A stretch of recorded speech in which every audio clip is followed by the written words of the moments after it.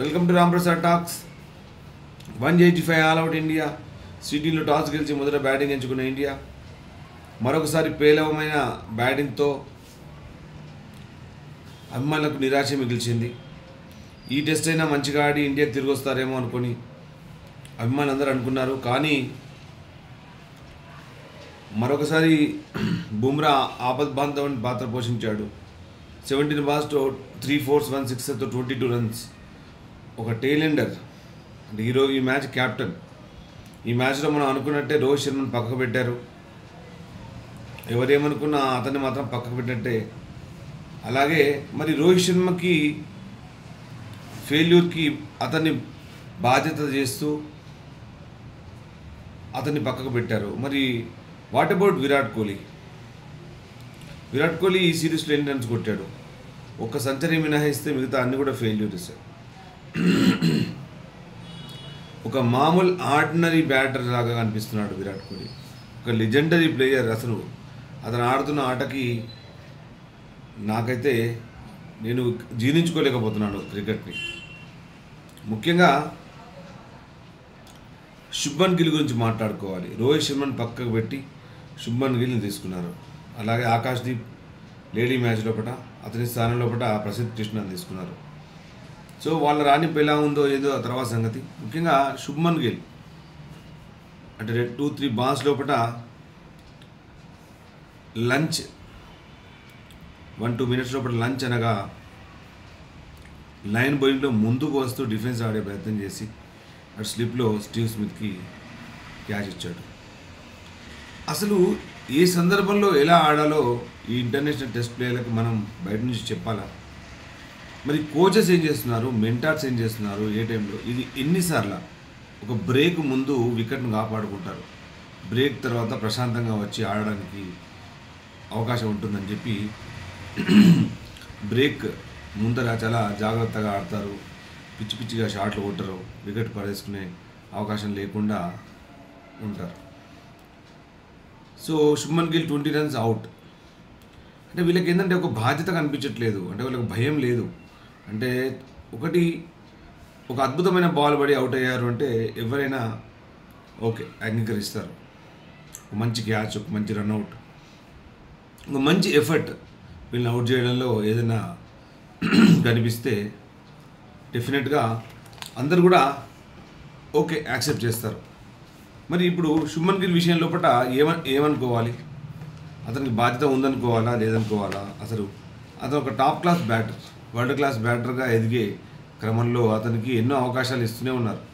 So ఈ అవకాశాలను అతని చాలా సునాయాసంగా తిప్పికొడుతున్నాడు. నాకు అవకాశం ఎందుకు ఇస్తారన్నట్టుగా క్వశ్చన్ చేస్తున్నాడో ఏమో నాకు అర్థం అనిపించట్లేదు. మరొకసారి రోహిత్ని పక్కకు పెట్టారు. పరిస్థితి ఏం మారింది? 185 ఆల్అవుట్. అంటే గ్రీన్ టర్ఫ్ ఉంది, చాలా ఎక్కువగా ఉంది, ఆడలేకపోతున్నాం అంటే మరి ఎక్కడ ఆడతారు? ఇండియాలో స్పిన్ ఆడలేదు, న్యూజిలాండ్తో 3-0తో ఓడిపోయారు. ఆస్ట్రేలియాలో ఇప్పుడు ఓడిపోవడానికి సిద్ధంగా ఉన్నారు. ఆల్రెడీ ఒక 2-1తో వెనుకబడి ఉన్నారు. ఈ టెస్ట్ అనేది ఇప్పుడు ఏమవుతుంది అనేది రేపు మధ్యాహ్నం అంటే రేపు ఇండియన్ కాలమానం ప్రకారం ఫస్ట్ సెషన్ అంటే 7-7:30 వరకు 7-7:30 అంటే ఫస్ట్ సెషన్ అయిపోయే వరకు నాకు తెలిసిపోతుంది ఏమవుతుంది ఏంటి. అంటే వికెట్లు పడిపోతేనేమో మరి కొన్ని స్టార్స్ని అవుట్ చేస్తారా, అలాగే తర్వాత వచ్చే హెడ్ని ఎలా అడ్డుకుంటారు.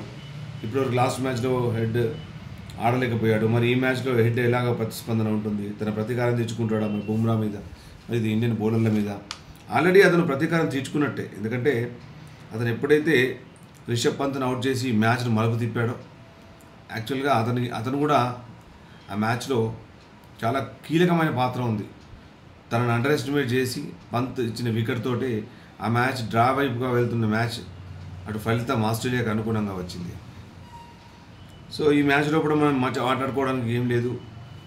వాషింగ్టన్ సుందర్ అనూహ్యంగా థర్డ్ ఎంపైర్ డిసిషన్తో అవుట్ అయ్యాడు. అది ఇండియాకు మాత్రమే జరుగుతుంది, మరి ఎవరికి జరగదు అర్థం కాదు. ఓకే, ఈ వాషింగ్టన్ సుందర్ కూడా అతను స్ట్రైక్ చేసి చివరికి తనతో టైలెండర్స్ ఉంటున్నారు.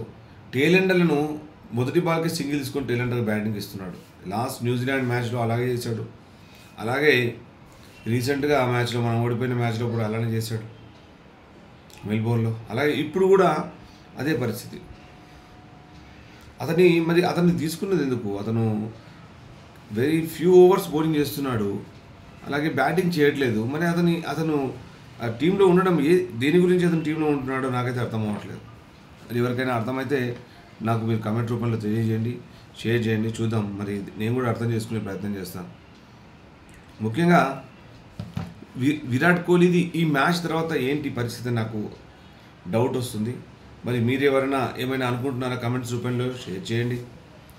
మా ఫ్రెండ్ జెఫ్రీ చంద్రశేఖర్ అంటారు, దాన్ని ముద్దుగా జెఫ్రీ అని పిలుస్తారు. Is such a wonderful talented, is a gifted analysis చేయగల, క్రికెట్ మీద అద్భుతంగా అనాలిసిస్ చేయగల ఒక వ్యక్తి. Is a multi talented.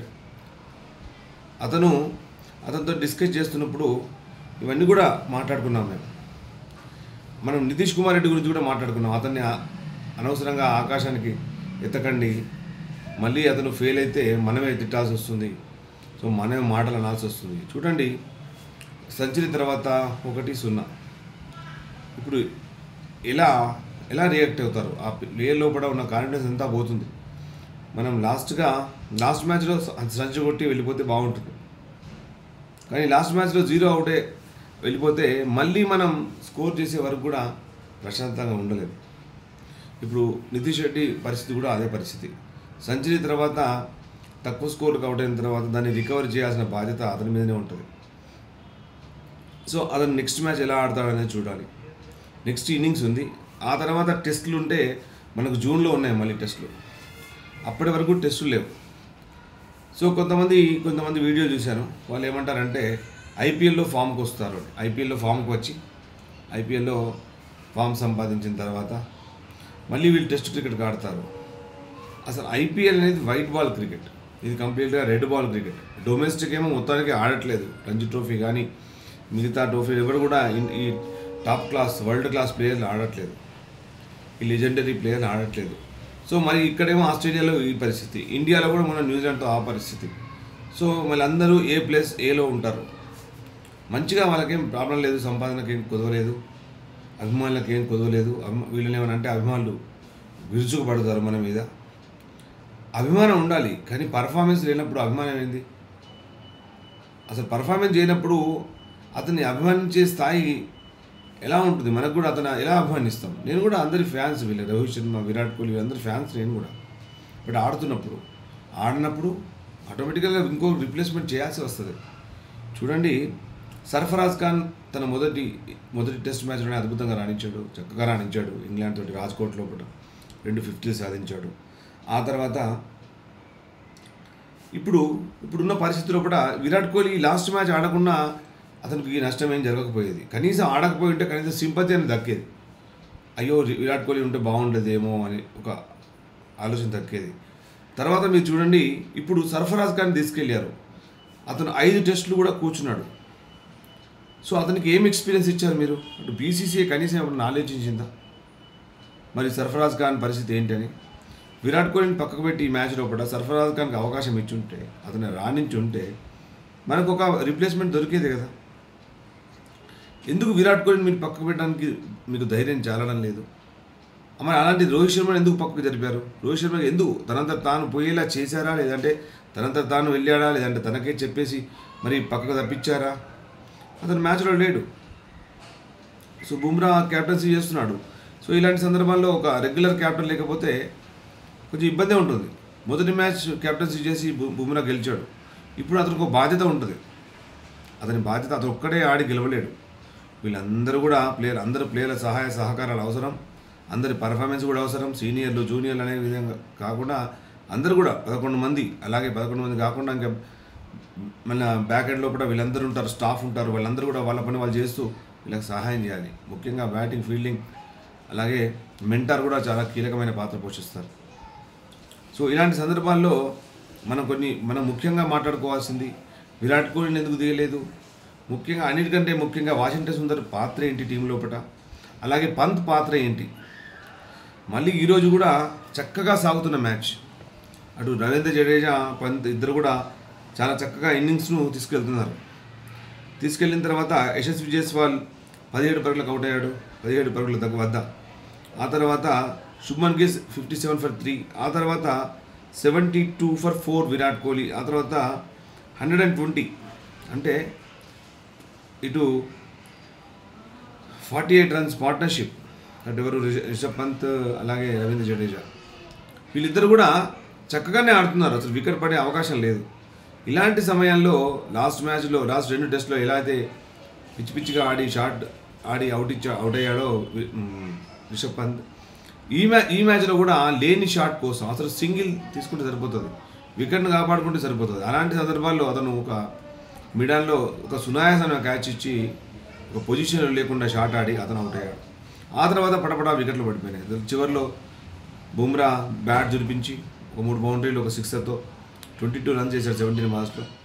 అదే మంచి చివరి రన్స్ చాలా చక్కగా మనకి సాధించారు. అటు మంచి పార్ట్నర్షిప్ ఇద్దరి మధ్యలో ఒకట ప్రసిద్ధ్ కృష్ణ ప్లస్ బుమ్రా మధ్యలో. ప్రసిద్ధ్ కృష్ణ అవుట్ అయిన తర్వాత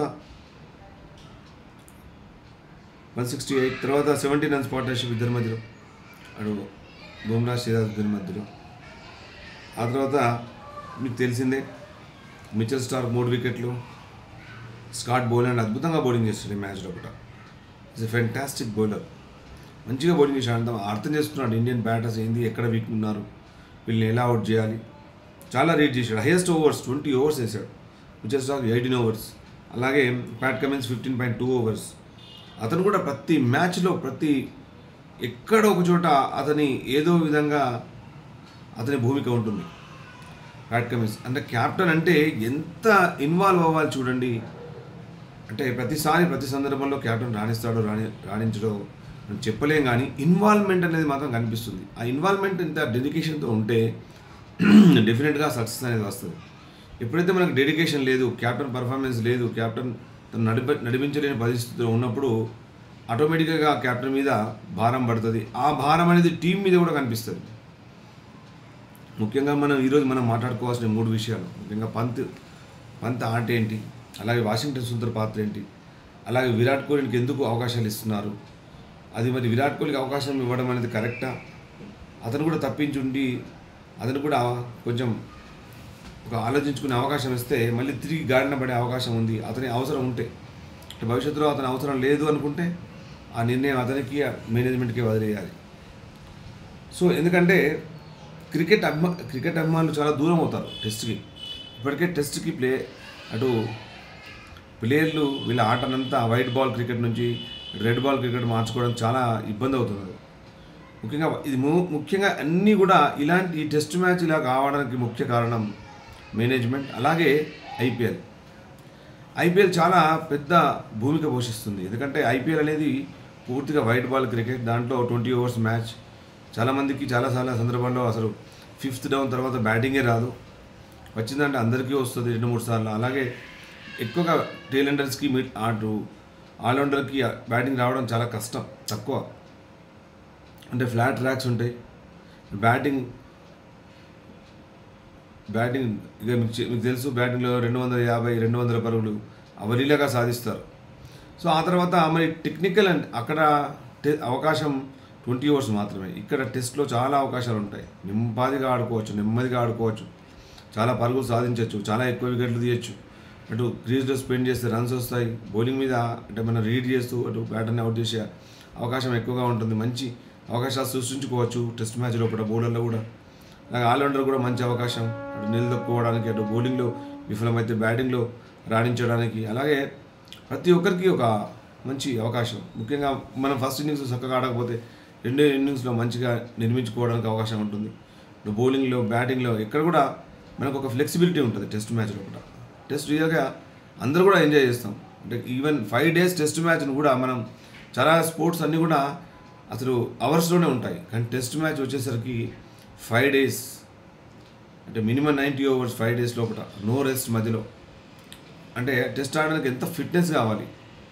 సో అందుకే మనం ఒక టెస్ట్ జట్టును తయారు చేసుకోవాలి. టెస్ట్లో ఇప్పుడు Rahul Dravid, PVS Laxman, the legendary players, Anil Kumble, వీళ్ళందరూ ఒక నిర్వచనాలు. వీళ్ళందరూ ఆటకు డెడికేషన్కి నిర్వచనాలు. వీళ్ళందరూ ఎంత అద్భుతమైన డెడికేషన్ వీళ్ళందరికీ. వాళ్ళ డెడికేషన్ చూస్తే మీరు లక్ష్మణ్, రాహుల్ ద్రవిడ్ ఒకటా రెండా కొన్ని పదుల సంఖ్యలో గొప్ప గొప్ప ఇన్నింగ్స్ ఉంటాయి వాళ్ళవి. అసలు మనకు అప్పట్లో మనకు టెస్ట్ వాల్యూ తెలియలేదు. ఇప్పుడు మనం టెస్ట్ ఓడిపోతుంటే ఇప్పుడు తెలుస్తుంది అసలు టెస్ట్ ప్లేయర్ అంటే ఎలా ఉండాలనేది. రాహుల్ ద్రవిడ్ ఆటను చూసి విసుక్కున్నాం మనం. అదే వివిఎస్ లక్ష్మణ్ అటు వన్డేలలో ఆడకపోతే బాధపడ్డాం, కానీ టెస్ట్లో అతను అగ్రెసివ్ ఆడతాడు, చాలా అద్భుతంగా ఆడతాడు. బౌలర్లను అలసిపోయేటట్టు చేసి అసలు అద్భుతంగా ఎదురుదాడి చేస్తాడు. అవన్నీ నేర్చుకోవాలి. అవన్నీ వీడియోలు చూడాలి, వాళ్ళ తప్పుల వీడియోలు చూడాలి, అసలు ఎక్కడ తప్పు జరుగుతుందనే వీడియోలు చూడాలి. మరి లాస్ట్ మ్యాచ్లో విరాట్ కోహ్లీ ఇంతకుముందు అద్భుతంగా రాణించాడు ఆస్ట్రేలియాలో. అతను ఆ వీడియో చూసుకుని మరి ఎక్కడ పొరపాటు జరిగిందని చూసుకోవాలి. ఇప్పటికీ 7 ఇన్నింగ్స్లో కూడా అలానే అవుట్ అయితే ఇప్పుడు మనం ఇక్కడ నుంచి మనం రిమోట్తో అతను ఆటను మార్చలేము. అక్కడ ఉన్న కోచెస్ ఆ బాధ్యత తీసుకోవాలి. మరి కోచెస్ ఏం చేస్తున్నారు? నిన్నటి వరకు మరి ఏం మాట్లాడని గంభీర్ ఈరోజు ఇప్పటి నుంచి అంతా నా మాటే నడుస్తుంది, నా మాటే వినాలి అన్నాడు. అంటే ఇన్ని రోజులు వినలేదనైనా అర్థం? అంటే సీనియర్లకు చెప్పలేకపోయావా? మరి అట్లాంటప్పుడు ముందే మేనేజ్మెంట్కి చేరవేస్తే అయిపోతుంది కదా. ఇప్పటికీ నీ రికార్డ్ ఏం బాగాలేదు కోచింగ్లో కూడా. ఇప్పటికీ దాదాపు చాలా మ్యాచ్లు ఓడిపోయినాం. న్యూజిలాండ్తో 3 మ్యాచ్లు, ఇప్పుడు ఇక్కడ 2 మ్యాచ్లు, ఇంకా లక్కీలీ ఒక మ్యాచ్ వర్షం వల్ల ఆకాశ్దీప్ వల్ల ఆ మ్యాచ్ మనం డ్రా చేసుకున్నాం. ఆ తర్వాత ముందు ఇంకా ఎన్ని చూడాల్సి వస్తుందో అదే భయం అవుతుంది.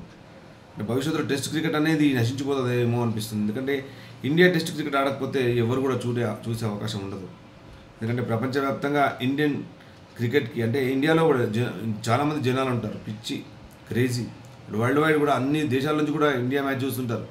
రాత్రనక పగలనక టెస్ట్ మ్యాచ్ అయినా, వన్డే, T20 అన్నీ కూడా అటు కళ్ళకు అప్పగించి చూస్తూనే ఉంటారు టీవీలో. అట్లా లైవ్కి వెళ్ళి ఈరోజు 47,000 మంది దాకా వచ్చారు సిడ్నీలో. ఆస్ట్రేలియాలో ఇది ఒక రికార్డ్. మెల్బోర్న్లో కూడా లాస్ట్ టెస్ట్ మ్యాచ్లో కూడా అన్నీ కూడా రికార్డ్సే. చివరి రోజు హైయెస్ట్ స్పెక్టేటర్స్, ఇవన్నీ కూడా రికార్డ్సే బికాస్ ఆఫ్ ఓన్లీ ఇండియా. మరి ఇంత ఇండియాకు మద్దతు ప్రపంచవ్యాప్తంగా జరుగుతుంది. మరి ప్లేయర్లు ఎందుకు రాణించడం లేదో అర్థం అవ్వట్లేదు. మరి ప్లేయర్లు రాణించకపోతే మరి BCCI ఎందుకు చర్య తీసుకోవట్లేదు అర్థం అవ్వట్లేదు. అంటే అభిమానులు దూరం అవుతే ఆట పూర్తిగా ఎవరు చూడకపోతే తర్వాత కొట్టు మూసివేసుకోవాల్సి వస్తుంది. అలాంటి పరిస్థితి రాకుండా మరి తగిన చర్యలు తీసుకుంటారా? మరి తర్వాతైనా మారుతారా?